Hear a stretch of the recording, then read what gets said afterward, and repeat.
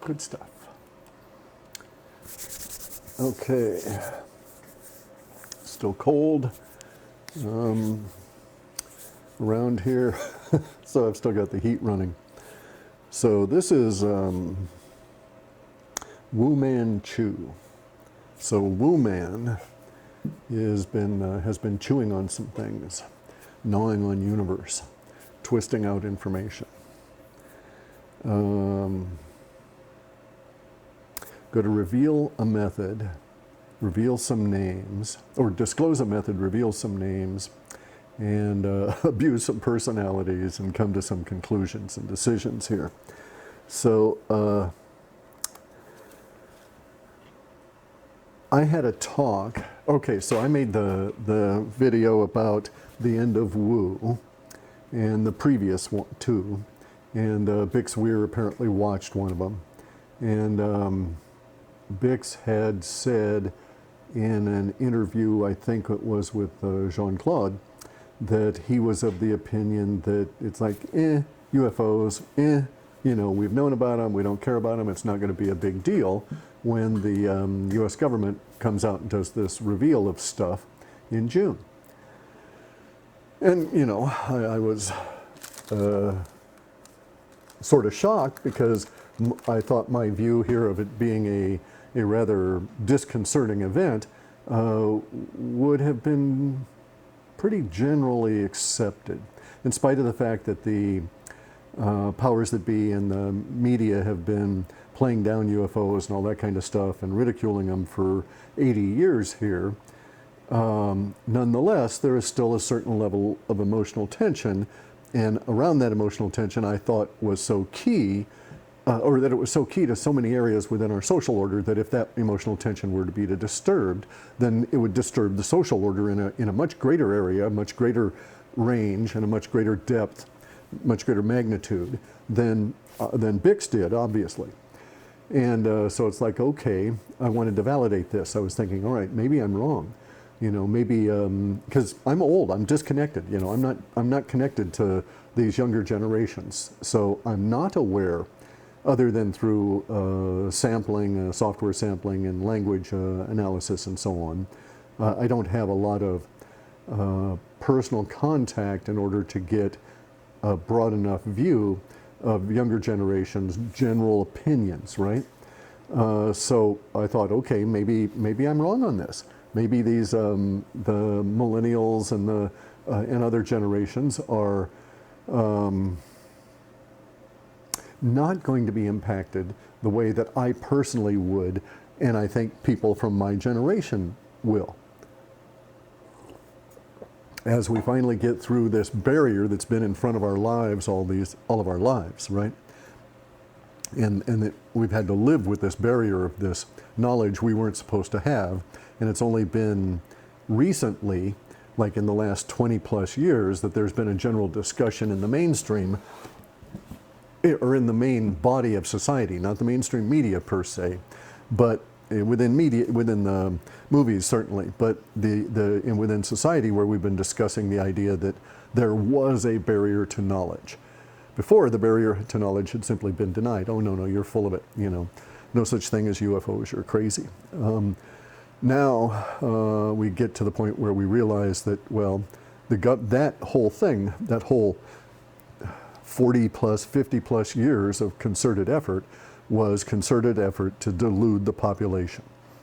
And so this brings up certain resentments and issues with people that lived through it, but I was thinking maybe not for those people that didn't live through it as long as I had. And so I decided to do some testing and stuff. So here's the disclosure of method. And now, as I discussed in Wu Mind, it's appropriate. There's a method in the madness. There's a methodology, an ability to study the method, and then apply corrections to the method in order to come to correct conclusions within Wu Mind in terms of how you think, right? You see the first few outlying bits of data, tentative conclusion forms, and you let it percolate towards a hypothesis, which is a more structured view of the whole thing you saw placed into the whole matrix of our reality. and you let it work towards that hypothesis on its own, but you start making tentative conclusions that it's going to be there, that it will make it to a hypothesis, and you start reacting to it. Although you keep a mind, keep open mind, keep, not open mind, but beginner's mind, right? And so that you're prepared to throw it away and as soon as you find something that disqualifies the conclusion at a base enough level, at a fundamental enough level, that you're sure it's not some ancillary misunderstanding of it, right? Because some of these conclusions get very complex, very deep. And so you can think yourself wrong many times in this process and then ultimately be proved that your original conclusion was correct.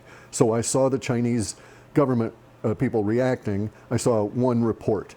And this is the outlier way of making conclusions, right? So I saw, this was in October of 19. I saw one report on, this is on the Chinese deep web. Terrible place, it doesn't exist for Westerners. You can't get there anymore. They shut it off in last day of March in 2020 and put it through two mainframes, and you have to, all of our IPs are scrubbed. You can't get through it unless you're within their social order. Anyway, so I see one outlier on the Chinese deep web, and I think this is really odd. Let's pay attention to that. That's a check mark there. Then I see 2 or 3 or 4. And it's like, okay, something's going on. And so over here in my decision column, I start thinking, all right, there's something to pay attention here. And then I sort of started forming a tentative conclusion, just seeing the mass at that level, that A, whatever it was freaking out the CCP, that it was causing blah, blah, blah, blah, blah. Ultimately, we get massive amount of evidence that we now know to be this particular problem, and I was accurate back then and was prepared many times to think I was wrong, and was repeatedly wrong in the information coming out from China, because it was very much more deadly for the Chinese than for us.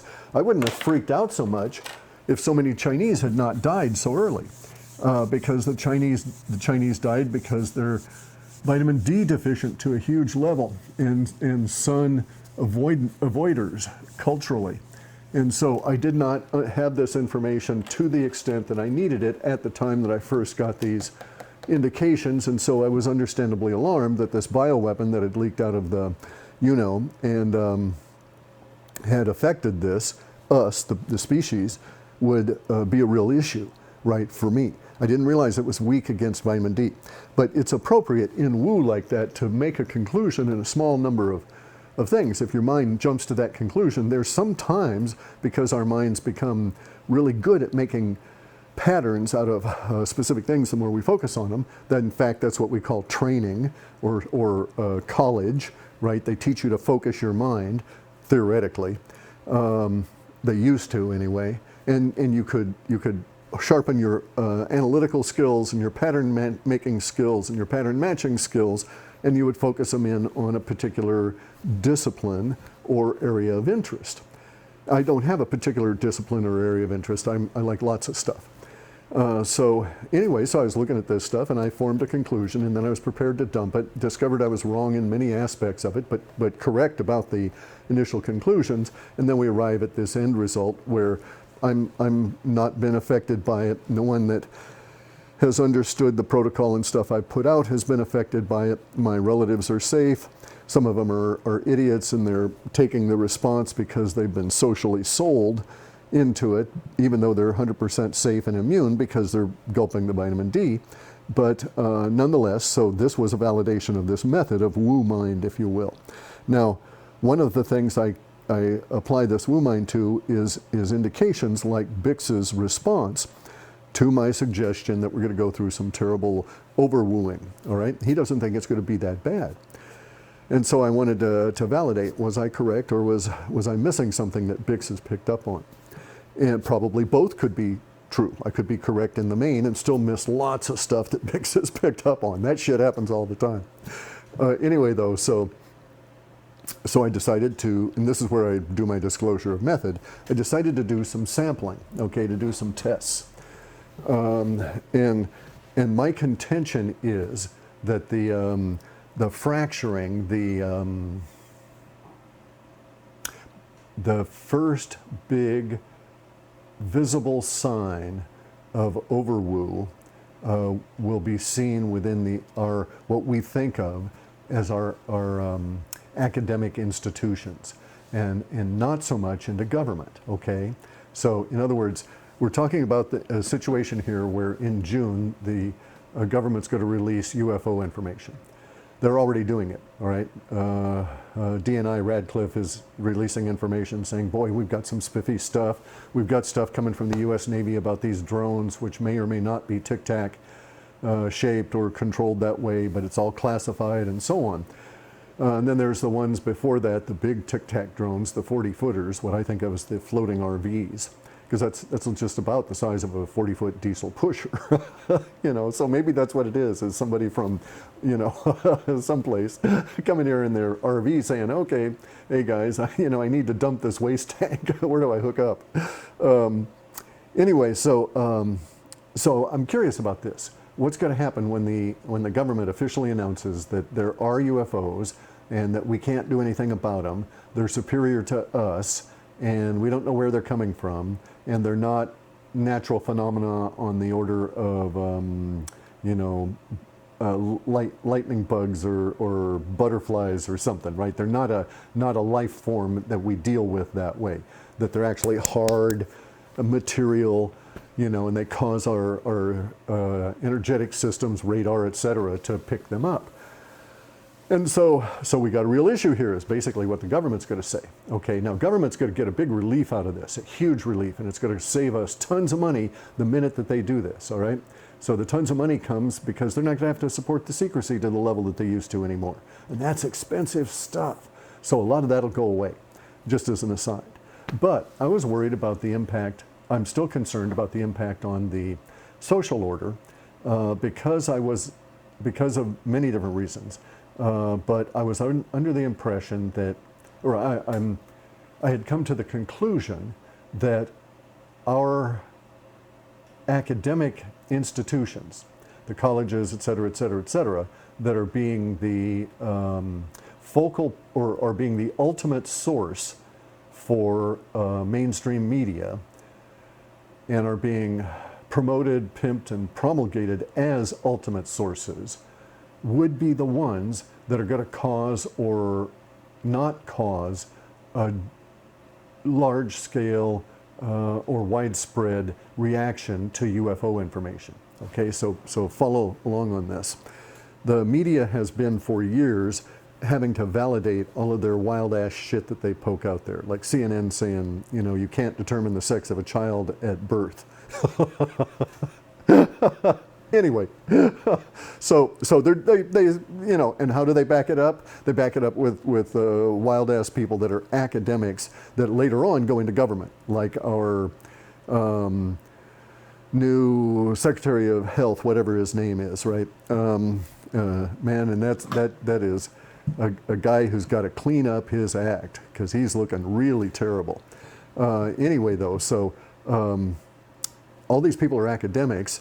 The media tries to sell us some line of bullshit, and they point back to the academics and say, okay, the academics, they find someone, they've got a big cadre of them, they pay them money, there's this symbiotic relationship with them. The academics like getting the publicity, they like the whole fame aspect of it, and they spew off stuff that supports whatever weird-ass narrative that the agenda needs to sell at that moment through the media. And that's basically the way our system works. Only I say our system's going to break down because here's what's going to happen in my supposition. That the UFO information is going to be released and academia is going to just fracture. They're just going to freak out on all these different levels.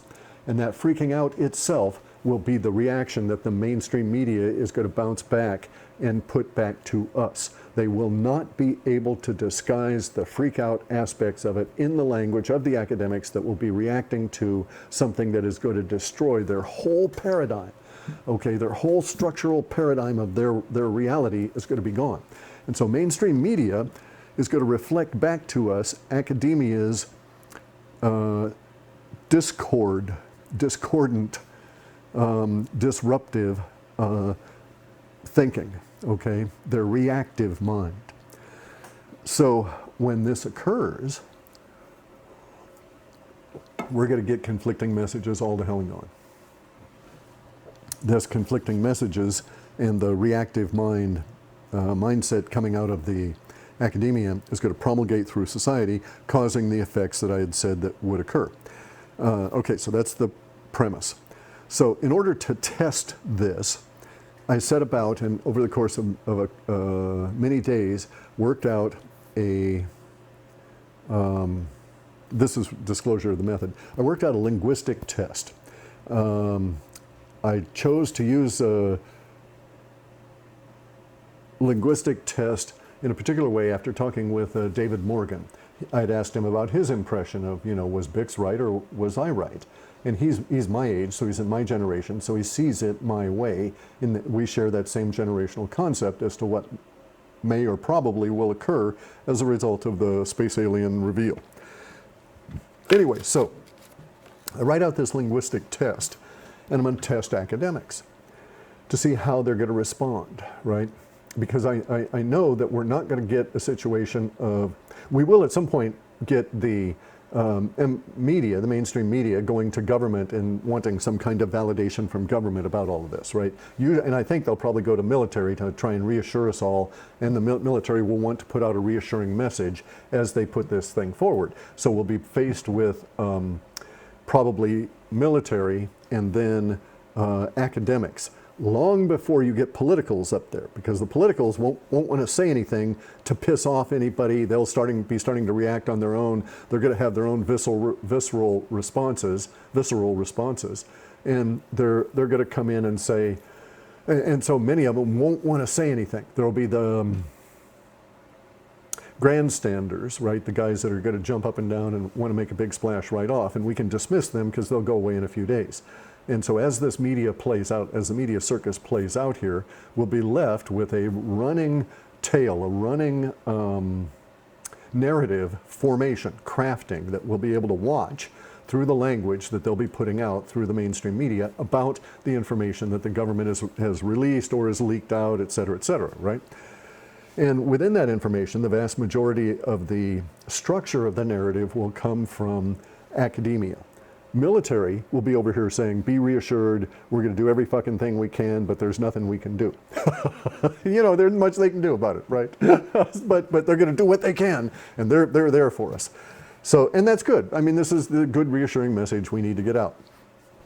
But the academics are going to be the ones that'll be putting out the structure and trying to build the whole mind matrix in which we can insert this information and not go batshit crazy. And so I wanted to know, how are the academics going to react? And so I figured out a way to test my premise, all right? Now, it is admittedly testing on a very, very, very small scale. And I'm testing here, but I'm also testing in Russia. This comes into it because I know a lot of people. And we'll go into the Russian aspect if I've got enough time. Let me just run through how I did this one. So I structured it this way. My targets were Heather Haying and Brett Weinstein, or Weinstein, I'm not sure how he pronounces, who are academics, okay? Now they're very unique academics, so they're way outliers, but that's what I wanted. I wanted the outlier academics, okay? Those academics that were solidly academics, which these two were, tenured, college professors.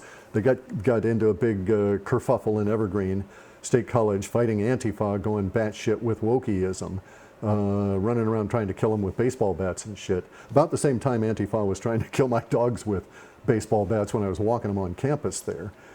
And anyway, Brett and Heather ended up with that result of relocating and ripping themselves out of the tenured part of academia. So this is really good because it's difficult for people on the outside to get access at an honest level to tenured academics. But that's what I wanted, right? I didn't want any woo-woo guys.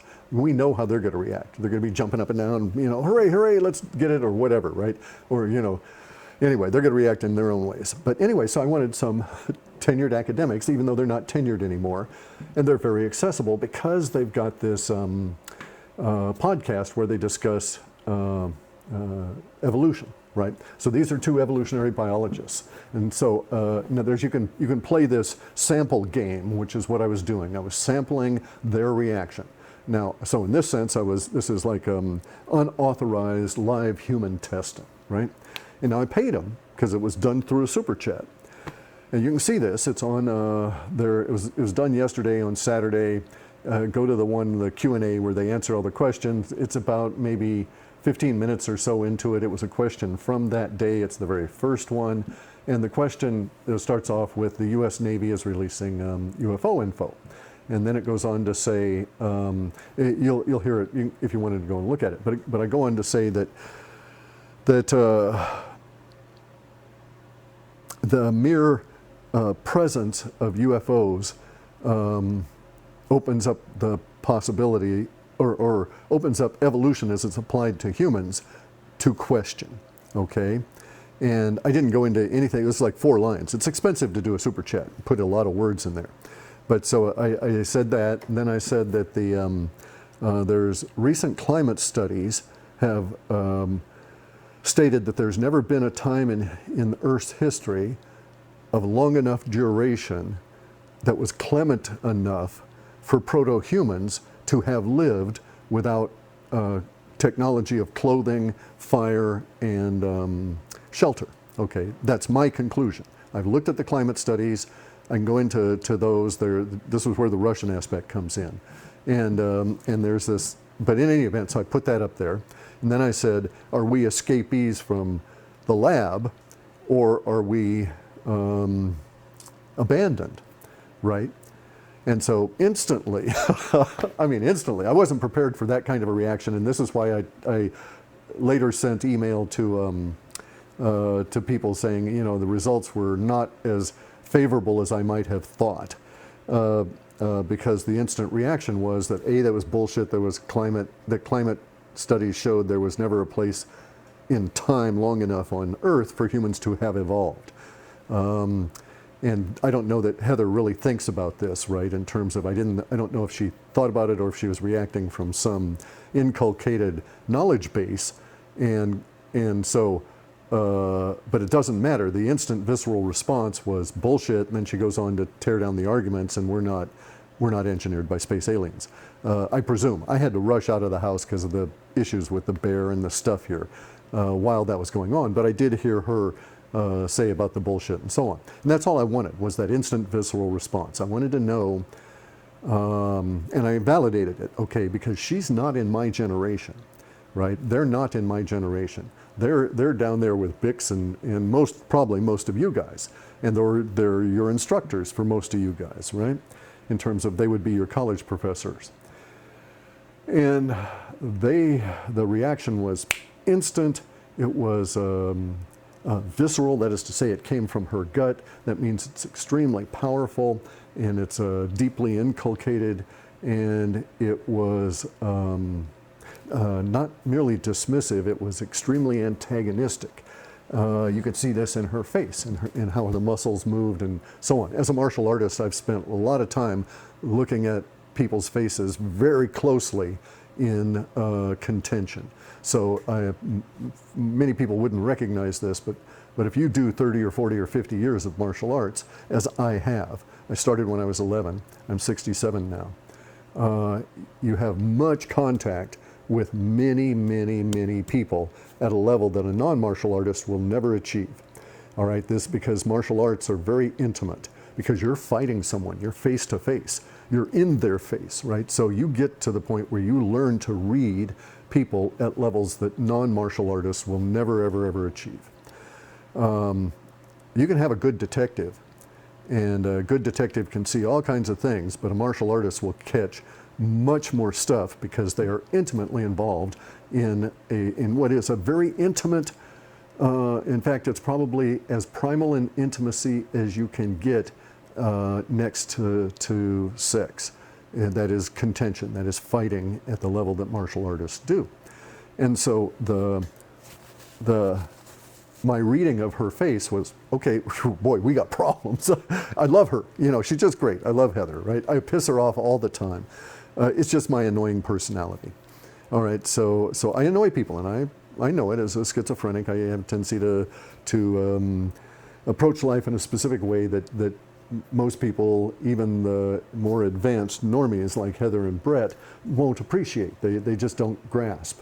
And so there's a point of there's sort of a collision. It can easily turn into collision, but when I interact with such people, there's usually a non-understanding barrier that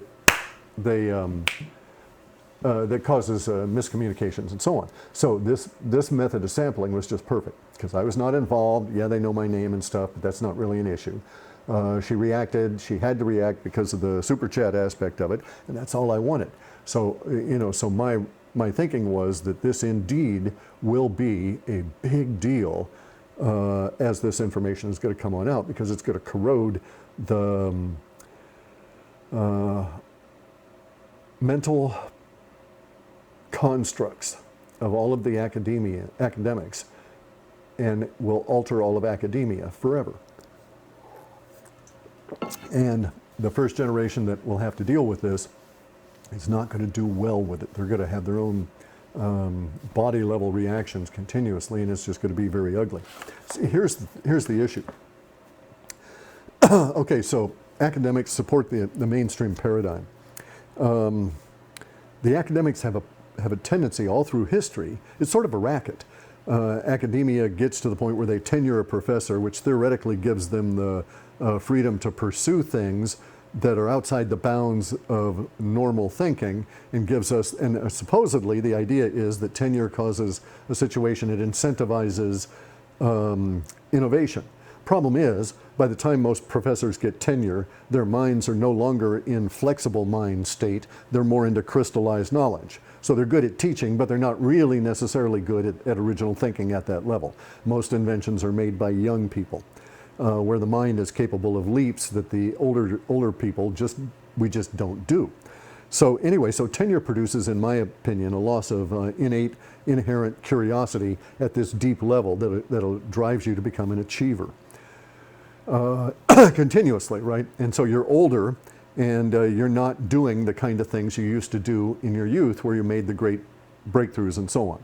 And we see this, and then you just become, as a tenured professor, you just spend the rest of your life, in my opinion, rest of your academic career, fighting to defend your insights that got you that tenure to begin with. You don't do anything that's going to risk your own insights, right? And that's usually the area where you would find yourself to have been wrong in the past. So you're not going to apply woo mind to your own career in the process of being an academic. So this presents us with an issue. Because mainstream media relies on people with a rigid mindset, we get and this is what mainstream media wants. We populace get a rigid structure for the matrix of our social order. And this is what government wants. This is what the leaders, the controllers, the managers all want, powers that be, and so on. Doesn't do them any good for us to be in chaos all the time. Anyway, so here's the thing. If I've known lots of academics, okay, I've gone to a lot of colleges, never consistently, never for more than a little bit of time. So I'd go and take programming courses at colleges in Europe when I was there, or colleges in Seattle. Take a programming course in Prolog and artificial intelligence, or go take this other course. So I was sort of a drop-in pain in the ass guy, because I'd want to go and see what these people knew. I stopped that and then learned fairly rapidly that it's easier to just get the books and read them than to mess with the personalities themselves, because you're not going to get the straight stuff from the personalities under those circumstances. You might if you got them out and had a few beers with them and so on, but I didn't have the chance nor the time to develop that kind of a relationship with them. Anyway, so I know how academic mind works because I've read a lot of their stuff. And I also read woo, so I know how woo works and the understanding there.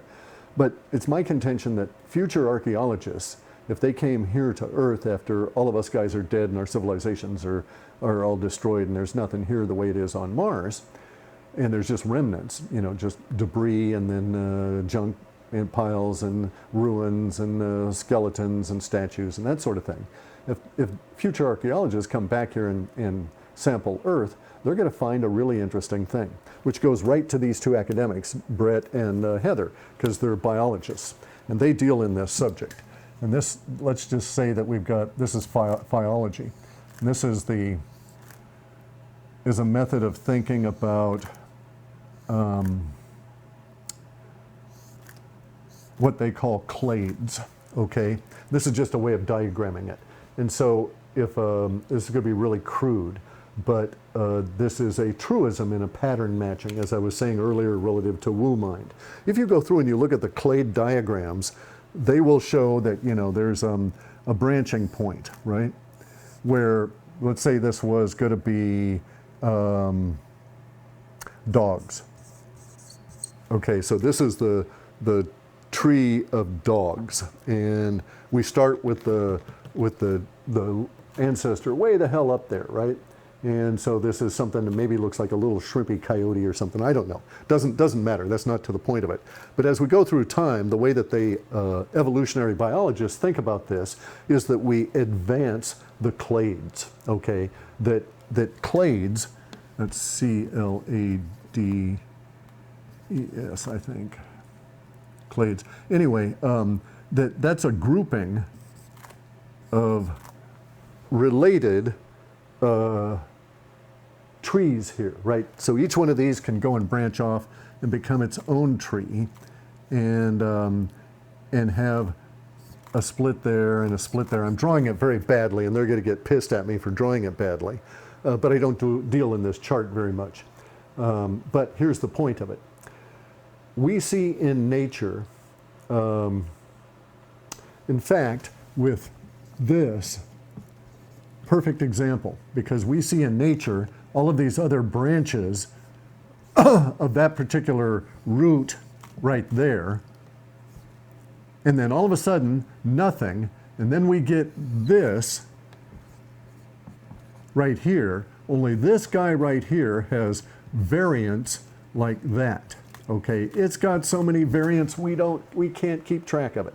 This thing right here, all of a sudden, from one branch to another, learned to get into every species on the planet. That does not happen outside of a controlled environment like I've got here in my office. All right, it doesn't happen unless you're talking about an escapee.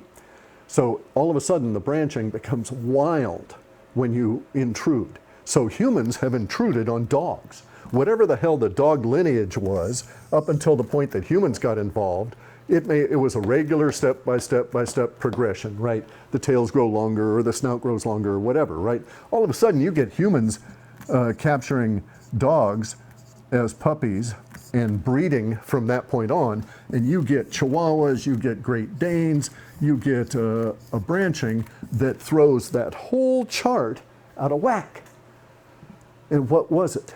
It was the introduction of humans into the evolution of dogs. And they say, well, you can't talk about that way because humans bred the dogs. It was designed. It was not selection of the fittest. It was not rise of the most advantageous species attributes. It wasn't any of these other things in this language that they talk about that says that what they say is the cause of this progress down towards bigger and better dogs that ultimately end up with both the Chihuahua and a Great Dane and everything in between, right? But the aberration occurs at a specific point, and a future archaeologist would see that point in the bone record of dogs and say, basically, what the fuck? If they were of the mind of evolution. Then they would have to, at that point, if they were smart, they would say, aha, intrusion happened here in this part of the phyology of this lineage of this animal, right? And then they go through and they check other animals. Wow, look, it happened to horses, it happened to cows, it happened to pigs, it happened to chickens. It also happened to humans. My God, look at that. So what was it that did that to all of these different species? Because humans also show this, right? Yeah, we do. And there's the thing. We show something that occurs like this in the lineage of humans, where all of a sudden we branch out into the clade becomes massive relative to the previous step on the clade, and there's no definitive explanation. And it looks a whole lot like the massive expansion of a clade as a result of monkeying about in sterile conditions with glassware, right? So I've always contended that at some point you cannot apply evolution to the human species. And that point comes down to where the clades expand into all of us guys with all of our diversity. And we're talking about a great deal of diversity, right? And I won't go into the details. I've argued that repeatedly with the biologists, and most of them don't get it. But also, Heather reacted in such a way that I see that where she is on this idea of evolution being, can it or can it not be applied to humans? And that is, and this is where we get down, this is where the metal meets the, or the pedal meets the metal here in our particular talk right at the moment. Because this is going to have to be brought up relative to humans, and we're going to have to put this in there, aliens. Okay, and the reason we're going to have to do this is because the government is going to bring up the UFOs and admit to them. That alone, the mere fact that they are admitting to the UFOs, breaks open this academic understanding. And it allows someone to legitimately say you cannot exclude aliens as a cause of the expansion of the clades of humans at this particular point. There's other stuff there, right? She was reacting to the Russian, I think, she said it was bullshit, that there were no such studies. Well, she may not understand Peruski and may not read it. I didn't even read it in Russian. I happen to know a Russian who's a climatologist that's been involved in this little brouhaha, okay? And so there are, I've got salt crystals. I was down on the beach and it crystallizes on your face. Okay, so there are some, this woman I know, I went to school with way back when. She's an old woman like I'm old, and she's a climatologist in Russia. And she was asked by a friend of a relative or a grandson or something, and she got involved in this project because some kid somewhere wanted to know when was it that humans evolved from proto-humans to humans. Even though there's no missing link, just like we don't have, we can't find the missing link for this right here, jumping from one species to being able to go into all the species on Earth, right? Without any understanding of how to do that. He was trained to do that. So anyway, so they were asking, these kids were asking these academics in Russia, when was the period on Earth when humans evolved to modern hominids? And they give a particular date. And they say, okay, fine, and they run off and they do some research and stuff. And then that was when the problem started, is my understanding. Now, bear in mind, they're telling me this in broken English and broken Russian, and my Russian is very bad, especially with verbs of motion. And so my understanding is not complete, right? But I got the gist of it. And the gist of it is that the kids went off and did some research and came back and said, well, that doesn't work. That date you gave us doesn't work when you match it up with climate studies. These kids are into the pollution, mind pollution, that global warming is, I don't know if they were investigating it, I don't know if they believed it, but they were discussing it from that viewpoint, right?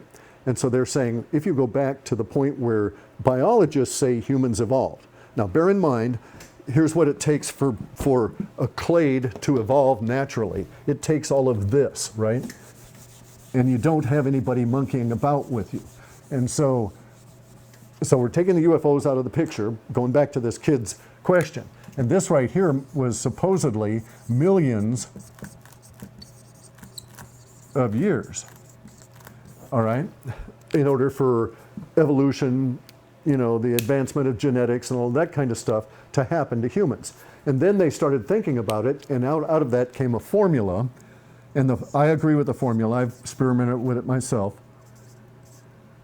For human evolution would require millions of years for generations, and I say the generations would have to be 26 years in length, right?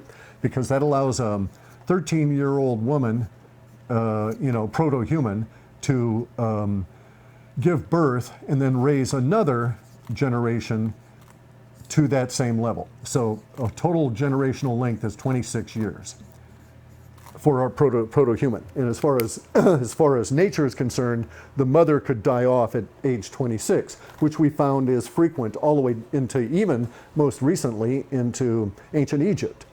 Some 90% of the people had massive mineral deficiencies and all kinds of nutritional deficiencies, and they all died young. And it was thought that 80% of the males died between 26 and 28 years old in what we think of as pharaohic Egyptian society. There were, of course, long-lived Egyptians, but the plebes, or the great unwashed, the masses, the workers, did not live very long. Now, proto-humans would have a generational period of 26 years, and if you do the math, you still come up with, even in my way of thinking, you would need hundreds of thousands of years to do this, to do the multiple clade expansion into our modern humans, even if you were doing it under sterile conditions with lab stuff. Maybe they can do it, huge jumps in only 1 or 2 generations, but nonetheless, the standard model doesn't exist, okay, or can't exist, no matter what point in time you pick for the origin of modern humans.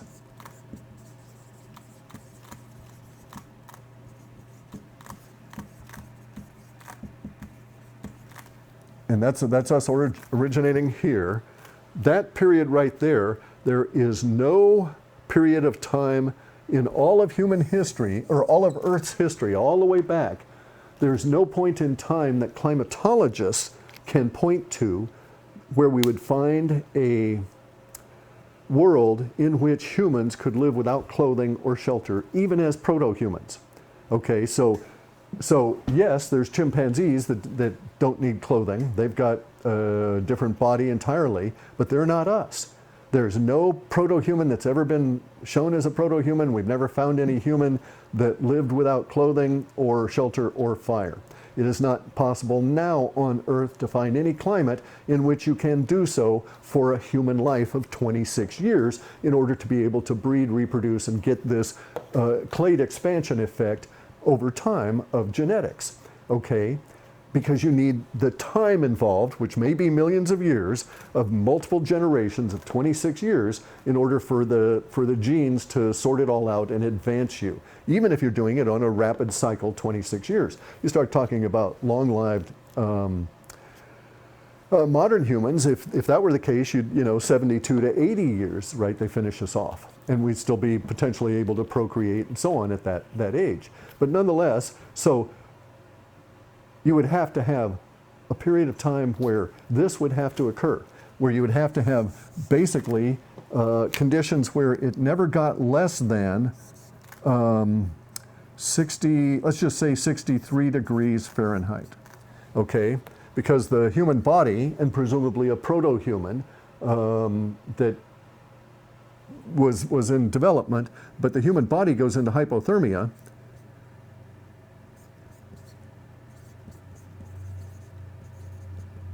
at it's 35 degrees centigrade. It's like 95 degrees Fahrenheit. Okay, so if your body drops down consistently below 95 degrees Fahrenheit in its core, you will die of hypothermia, even if that hypothermic exposure is not consistent. So in other words, if you go into a hypothermic shock for just a little bit of time each and every night for a week, you will die at the end of that week. Your body will not be able to recover after that 7th day. This would happen to anybody that was, running around without clothes, without shelter, without the ability to provide exothermic support, heat from the outside. So you have to have technology for humans. We have to have clothing, shelter, and fire. Not just for our modern cold world, but even in the ancient past, even in the ancient, very warm periods here on Earth, much warmer than we've experienced here in modern times. Even in the way in the past, there has never been a time when you would go 26 years without encountering conditions that would have killed you from hypothermia in that 26 years. Then there's other issues, okay? Humans need fire to eat. So Oh, also, let me contribute to this. So we need exothermic support, so we need fire for that. But another thing here is, and that's fire as technology, that if you get wet here, the temperature is 63, you can go into hypothermia 5 or 6 degrees warmer than that, and 68 or so, because you're wet and the evaporation causes the hypothermic reaction, right? So you need shelter. So we need the technology of fire and shelter just to get through the night, let alone get through millions of years to evolve into who we are. And are we as proto-humans going to invent shelter? Are we going to invent fire? Are we going to invent clothing, which is, portable shelter? Well, in nature, we don't see chimpanzees monkeying about with fire, right? They're not messing about with it. They avoid it usually because usually one or more of them will become burned at some point, and they don't want to mess with it because fire occurs in nature. So there's an unlikely set of circumstances that would provide a period of time where there's millions of years without us going into hypothermia over a course of a single week and killing off the whole tribe of proto-humans. Who are just lying there on the beach all naked and stuff, right? Even if you sun your balls all day long, you're still going to fucking freeze at night if that temperature drops down 63 degrees or lower. And even today in equatorial regions, around the equator, you will get conditions with rain that can produce hypothermia. And we see this in that TV show, Naked and Afraid, where they send these people to far distant equatorial bug-ridden places, and they try and survive, and they have a miserable time of it. And these guys are prepared, they got tools, they know fire, they know how to make clothes, they don't have to invent it, and look how difficult it is for them. So to have this occur is not, I mean, that kind of happenstance is very unlikely to produce us in this particular planet.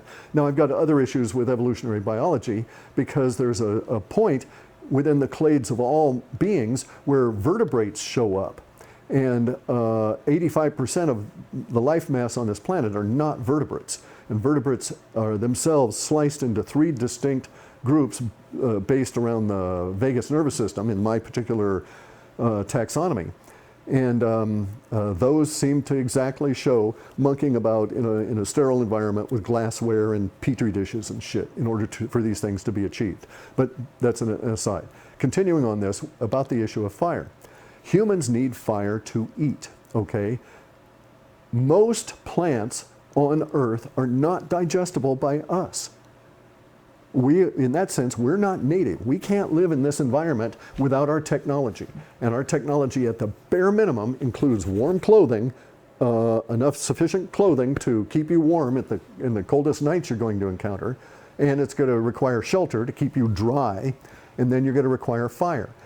Not for the exothermic, because you can get that. You could get that warm in the sun. You could get calories from food, and not need fire to sustain your body temperature. Okay, but you would need clothing in all of Earth now, and even in the past, in very warm periods where you didn't, where the daytime temperature was clement enough that you wouldn't need clothing. You could walk around as a nudist. The nighttime temperatures are entirely different, and even daytime temperatures, when wet and stormy conditions exist, would be different. All right. Plus, there's other reasons for clothing. We're not UV hardened. We get burned by the sun. This causes all kinds of diseases and conditions that are not good. It can destroy our eyes. So we're not UV hardened the way animals are. We don't have the reflective retina parts like dogs. We don't have built-in night vision. So we don't have a lot of the stuff that we find in the other vertebrates that are here. And so this, again, points to my contention that our clade expansion was due to the UFOs, right? And that they monkeyed about with us and created this form for their purposes. Fire. Okay, so fire is necessary for eating as well, because in order to digest those few plants that we can eat, we must do something to them. We must cook them, whether it's by fire or by chemicals. So like, you could not digest beans raw. You know, a raw kidney bean or, lima bean. Try making a diet out of those. Those have to be processed. They have to be extensively processed to the various different ways to do it, but ultimately heat will be involved just to make them palatable. But this is the way it is with almost all of the plants. So we're not native plant munchers. And in a vegetarian diet is absurd on this planet for us people, because we were engineered and placed here. We didn't evolve here, in my opinion. Now, animal flesh we can eat, right? But we cannot eat and digest raw animal flesh consistently long, all right? So I could shoot a deer or I could kill a deer as a hunter, right? There's also another technology. We have to have technology to get our food. So other predators on this planet, all the other animals on this planet, all the other vertebrates on this planet that are predators don't need technology to go get their food. We do. We can't outrun our food. We have to learn to throw stuff. We have to shoot arrows. We have to invent the bow. We have to invent guns, traps, all of this kind of stuff, because we're not equipped with nails. We can't run real fast and catch them and jump on them and kill them with our big fangs, that kind of thing, right? So we need technology there. Yet again, pointing to our friendly space buddies. Anyway, though, so fire is required for digesting meat as well, because of the parasites, because of the bacterial problems, and just to cause the proteins to be altered enough for us to digest them. We are so not of this planet that our foods throughout history caused half of us to die of stomach cancer prior to the 1940s and the electrification movement that started around the planet. Until we had refrigeration, where you had plug the refrigerator into the wall so it was consistent, because ice boxes weren't as good. Until we had refrigeration that was electrified, half of us died from stomach cancer. That shut down. Stomach cancer in the United States was cut in half in the first 10 years of electrification and cut a further in half in the next 10 years. So it went that rapidly just with that technology. We respond to technology. We are technical beings in that sense. I don't think biologists and academics study us in that appropriate understanding, because they have this block about the alien issue at the point that humanity springs into existence with all of these, with this massively diverse clade, which does not occur in evolutionary reality in any other beings around us, except for those we monkey about with those that we alter, like dogs, horses, pigs, chickens, and critters, right? And so,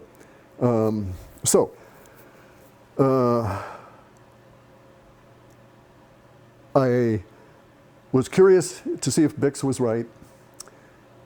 I talked to David Morgan and sort of confirmed that we both shared a common understanding. So maybe it was generational. And so I had to ascertain for my own thinking. So I devised a test, and I chose some victims, paid them a super chat in order to ask them a question, in order to observe the reaction, and then I made my conclusions. And so my conclusions are that the overwooing is going to be really a problem. It's going to be a huge issue. Now, you have to understand, Brett and Heather are they're cool, all right? They're cool people. They understand, they've thought about space aliens and this kind of thing, right? They're not woo people. They're normies, right? But they're advanced normies. They're about as advanced normies as you can get, in my opinion. I like them both. As I say, I annoy them both. I don't know them personally. They don't know me other than as an annoyance. But I'm of the opinion from Heather's reaction that my conclusion is quite correct. Now, I've also gotten my conclusion validated by my Russian friend, and because she was one of the people that was, as a climatologist, retired, like academic and all of that. But she lived through as I did, through the period of time of the last of the displaced people in Germany, and that was a hell of a time to be a kid and see all of that, learn all of those kind of things. And so we share this little kind of weird bond in an understanding of things. And so she's very much woo, and she's an academic, but she's like a Russian. And you got to understand the Russian soul. They are steeped in woo, right? Russian tea is made with woo. So anyway, but she validated as well that even in Russia, the younger the younger academics are more brittle. And that's what we've got going on here. So the older academics are not going to, they're rigid. And so they're not going to accept this, as I was saying, that, maybe some of them are going to suicide because they built a whole career on a particular understanding of physics that is blown out of the water just by the mere thought of UFOs. Or academics that are evolutionists, that are Darwinists to the point that it's almost the same as the Wokians. It's an ideology, right? They support Darwin and will defend him at all costs, in spite of the fact that we will find evidence that humans were engineered. And the issue for me was that instantly you could see Heather's mind shut down to even the potential that we were engineered, that it does not fit within this structure, even though there's that gigantic clade expansion that only occurs, in my opinion, and replicates every time we've done it to other species, right? And so it's an anomaly that you can't gloss over. You can apply various different metrics and try and make it not be there, but it is there. And it's with all hominids, not just Homo sapiens sapiens. Neanderthal, all of them. Look at it. There's clade expansion like mad whenever the aliens were monkeying about with us. And so, I don't know. My ultimate question, I was actually hoping that Bix was correct, because that would make my life a lot easier in this coming future. But I'm determined to my satisfaction that he's probably not. Just using this one outlier in a woo mind fashion, right? So I'm going to check as we go through time, and we'll have a big experiment with it here rapidly in June. And then we'll have to deal with that. But I've determined that the reaction is going to be as hers was, probably inculcated by time and training and all of this, in an excellent trained mind and stuff, to discard the woo.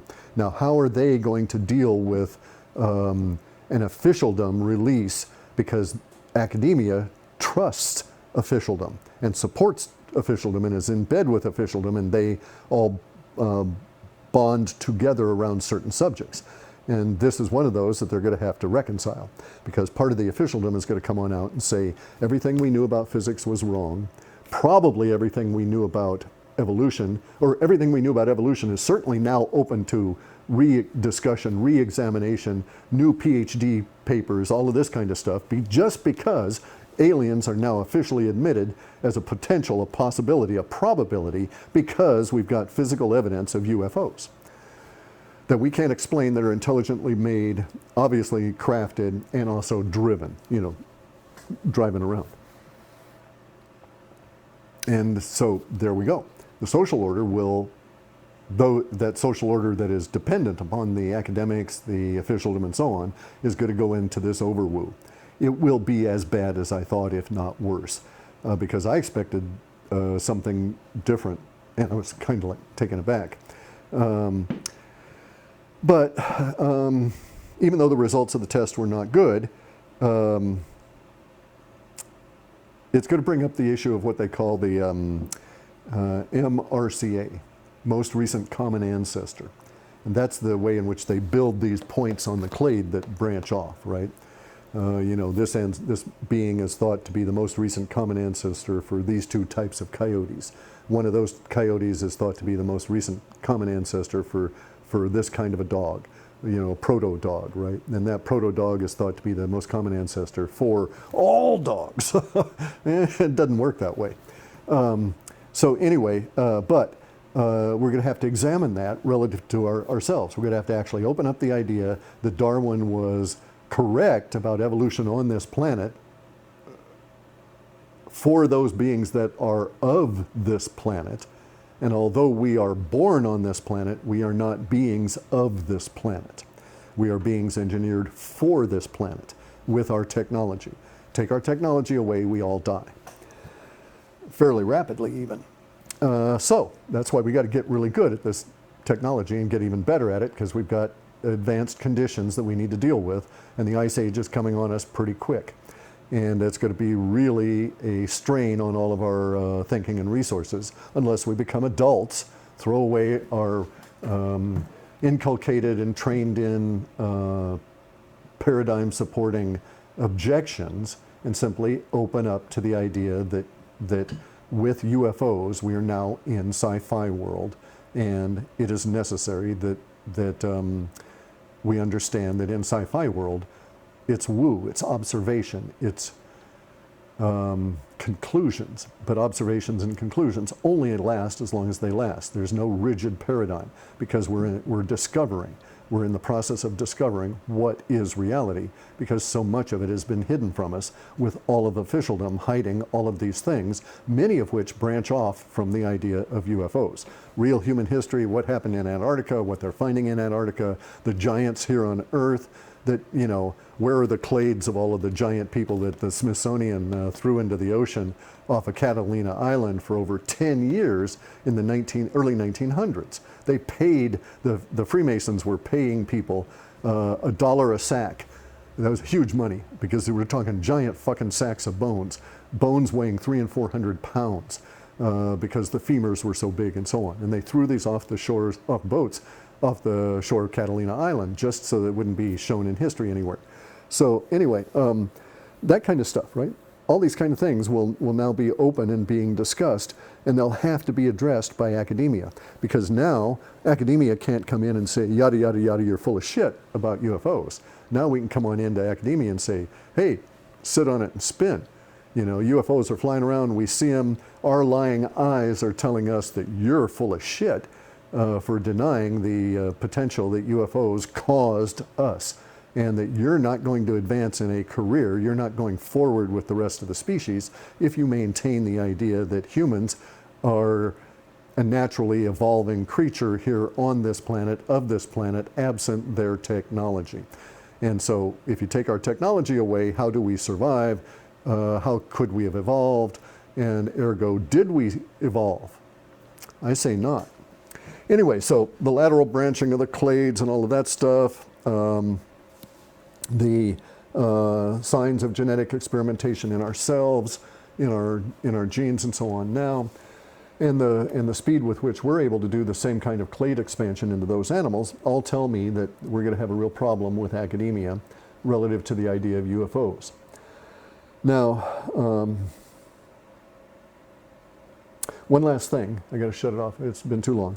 One last thing here is that, so I got my answer, by the way, and we're basically going to be in a deep point of disconcerting, upending Overwoo here, starting in, I think, before June.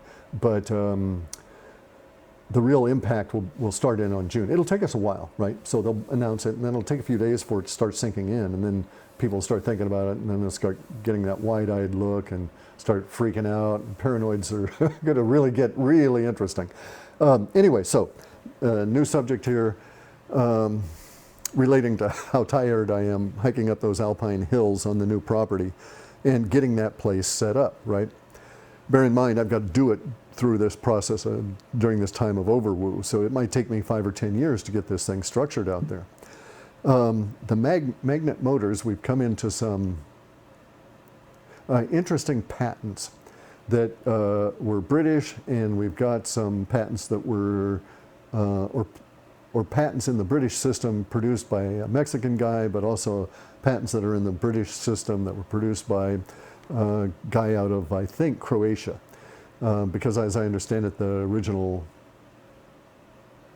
or the original notes and descriptions of the patent are an old form of what looks to be a Russian, non-standard Russian alphabet. So it might be Ukrainian or something like that, right? Anyway, though, these are just some notes on it. But we are making advancements on these. It's going to be really a choice of which of several different ways we want to pursue, but there are many that are actually showing success. And it's going to sound funny to say it this way, right? But I'm of the opinion that Jared Morin is correct, and that Tesla pulled a con job on Westinghouse. Now, back in the time that, okay, so these patents we've got from the British through these other individuals are about 1918, okay, 1914 and so on. before that period of time, slightly before that period of time, there was a big deal between Westinghouse and Tesla. Westinghouse had brought in direct current, and Tesla was saying direct current was dangerous. This was a big publicity battle between the two of them, and that the direct current would kill people and so on, which it does. It electrocutes you really damn quick. And Tesla was saying that his new stuff called alternating current or AC current wouldn't electrocute you, and it was safe. And Westinghouse set about trying to kill dogs and stuff, electrocute dogs with AC current and things. And they were able to manage it at some point, but it was difficult for them. It wasn't like with DC current. The reason that this is an issue here at the moment is to point people some point of understanding. I think that Jared is correct. And I think that in those transformers on your poles on your house, or out supplying power to your house, those transformers transform direct current, which pumps through the big power lines from the dams and so on, and then spreads out through all of the transformers and so on, getting amplified and pumped up and all of this kind of stuff. They come to the transformers, and then it's converted into AC current to get into your house. I think Jared's correct. I think AC current shouldn't be thought of as electricity. It actually should be thought of as radio frequency, because the radio frequency is just simply megacycles or gigacycles of the same stuff that is what we call AC current, which is at 60 cycles a second here, 50 cycles a second in Europe, and mostly 60 and 50 in Asia. But we don't have to have it at 50 cycles. We have to have it at 50 cycles or 60 cycles. We have to have it for specific cycles, specific shapes of the wave to run these devices. But we can power the computer with direct current. You can power these computers with direct current. And there's even a switch inside them to do that. But the computer itself, the power has to be transformed into these radio frequencies in order to run all the devices within it. This 60 cycle stuff. So, I mean, it's stuff because I don't really want to call it electricity, because for me it's important to understand the fundamentals. And so direct current is direct electricity. All right, direct electricity is an impulse. It's not a wave, right? It's not in any way shaped. So direct current comes out of the point of production. Let me do it another way. Okay, so direct current is an impulse. And so we have something, some kind of a spinning generator here that puts direct current onto our two lines. And it's an impulse, and the current just simply flows. And it flows like the same way a tsunami flows, because it's force. So a tsunami flows through the water, and when it gets to the beach, it has to rise up because it can't go into the sand, just because the force can't go into the sand. So as the force rises up, it pushes up the water. And so that's why a tsunami will rise up on the beach, come to a certain height, and keep going. That's what makes them so deadly, is they keep going. They're not like a regular wave that breaks and crests. They're just a force that's going through. And so more water is picked up and put onto the beach, and more water is picked up and put onto the beach, until all of the force that is driving that tsunami from that earthquake or volcano or whatever it was, until that's all dissipated, it keeps pushing water up there, and it'll just pile up on the beach if it runs into a cliff or something like this, right? And so direct current is that way. It's just an impulse. It just keeps going. And it's not like my hand here having to come back and reset. Once it starts going, it just keeps going. There's no break in it at all. And so it is not in the same category at all like alternating current. So we really should call this DE for direct electricity, as opposed to DC for direct current, all right?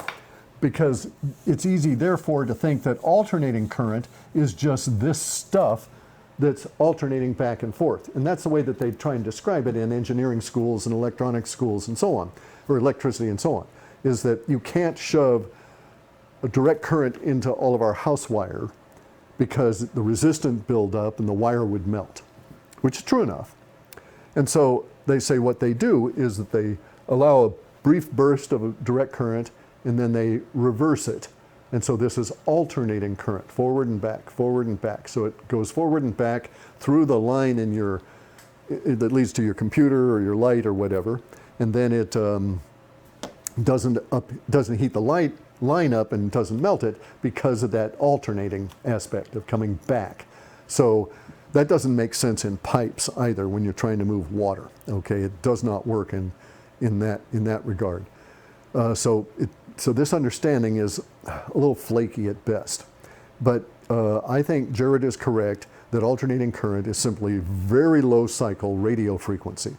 And this understanding creates a huge breakthrough in both dealing with DC current and with alternating current, with AC and supplying the current for the house. Bear in mind, that's my whole goal, is I just want to be able to sit there and not have to lug fuel down these damn mountains to fuel a generator. Even though there is technically power there, I prefer not to have to pay the huge amount of money to get the power lines strung over all these hills and stuff to get it down to this particular property. We're talking extreme alpine environment. The Olympic Mountains in Washington State are a true alpine environment, like the Alps in Europe. And there's a canal on one side of them because the land ripped. And so the foothills on one side of them ripped and are now in this place that we call the Kitsap Peninsula. And that's where I got my property. So I've got property that's on the torn half of some foothills. So the gentle part is getting up to the foothills that would have been attached to the Olympic Mountains, only now they're not. They got torn away, millions of years ago kind of thing. And so that's what I've got. It's really steep. That one area we were walking up that caused so much pain in the back and the hip and stuff was we were going up a foot of altitude for every step forward. So it's like stairs. Seriously steep. Anyway, so I wanted to have a fuelless magnetic motor, plop it down there, and if I need another one, and put it in a boat. Got an electric boat, right? No problem. No fuel required. Put it in an RV, maybe even an RV for the engine. But I was thinking, for all the electrical needs. But yeah, you could do electrical engine RV. So it's going to be really cool to have these particular approaches. So anyway, so we're investigating some, I say we because I'm working now with a couple of different firms in a very loose cooperative fashion towards commercialization, but not exclusive commercialization, because we'll all develop different ideas about all of these things as we go forward. And so we're keeping it open enough that we can branch out at some point and go off in an amicable fashion, having promoted the art in an open source fashion, right? But the point is commercialization, because people are not going to build their own magnetic motors. They're going to want to purchase it just for the surety of the engineering and so on. Even if we've got 3D printing diagrams and all of that, nobody's going to want to build their own. Or only a very small number of people, 1-2% maybe.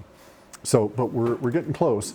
We now have research and development groups forming all over, self-organizing collectives, and everybody's sort of reporting back. I get a lot of information thrown my way, and I pass it along as it comes in.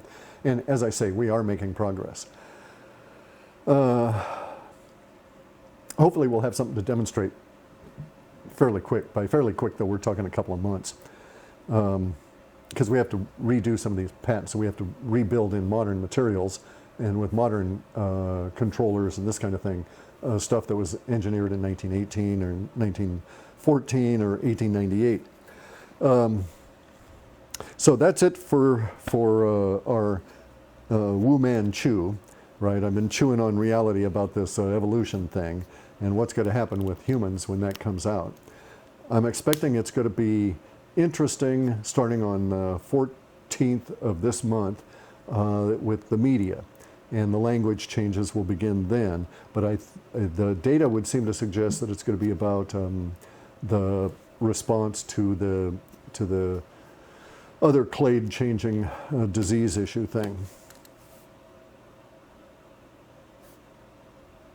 Anyway, yeah, so, so I guess I'm apologizing to Heather and Brett for using them as experimental hominids. But hey, psychologists do this shit to us all the time. And in a homage to them, and in a same vein, advertisers do it to us as well. So hey guys, live long and prosper, and watch out for the reaction. I don't think Bix is correct.